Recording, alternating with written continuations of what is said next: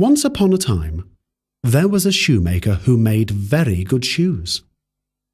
But though he worked hard in his shop, times were difficult and he became poorer and poorer. One evening, he realized he had only enough leather to make one more pair of shoes. He cut up the leather and laid the pieces out on his workbench to sew in the morning when the light was better.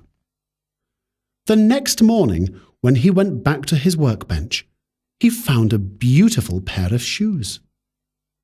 He examined them carefully and discovered they were made from the leather he had cut out the night before.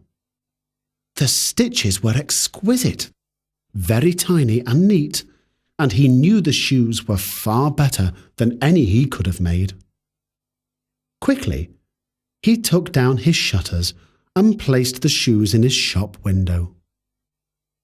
Soon the door opened, and in came a grand gentleman.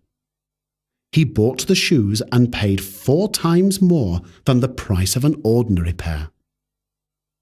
With this money, the shoemaker bought more leather and enough food for several days. That evening, he sat at his workbench and cut out 2 pairs of shoes from his new leather.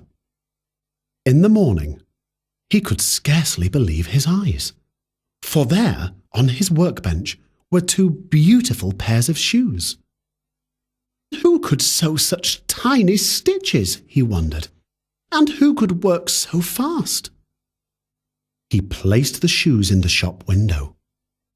Rich people, who had never visited his shop before, came in to buy them, and paid a lot of money for them.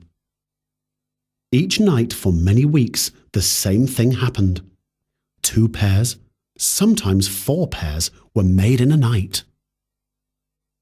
The shoemaker cut out all sorts of shoes: men's shoes, ladies' shoes, little children's shoes, dancing shoes, party shoes, shoes with laces, shoes with straps and buckles.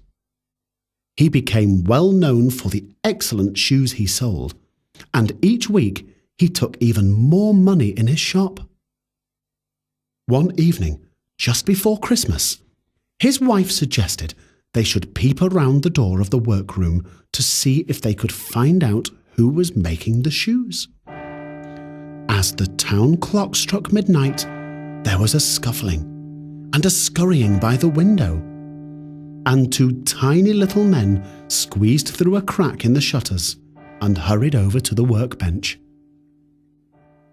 They took their tiny tools from their work bags and began to work. They stitched and hammered and stitched, until a row of new shoes lay on the workbench. Then, their work finished, the elves left everything neat and tidy and vanished.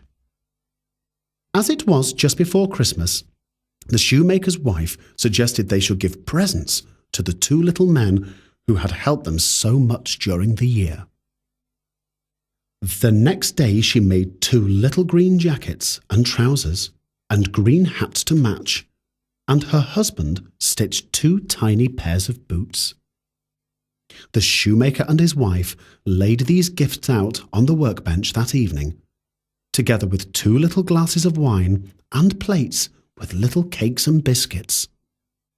They then kept watch again. At the stroke of midnight, they saw the elves scramble into the workshop and climb onto the workbench as they had done before.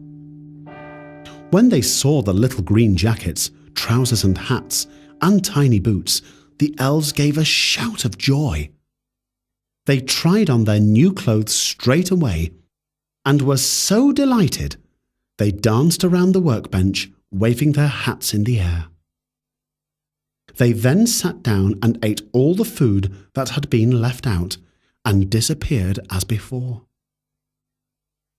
After Christmas, the shoemaker still cut out the shoes and left the pieces on his workbench. But the elves never returned. They knew the shoemaker and his wife must have seen them, for their clothes were exactly the right size, and fairy people do not like to be seen. But the shoemaker was now so well known that he had plenty of customers. Although his stitches were not as tiny and neat as the elf stitches, no one ever noticed. For many years he was known as the best shoemaker in town, and he and his wife were never poor again.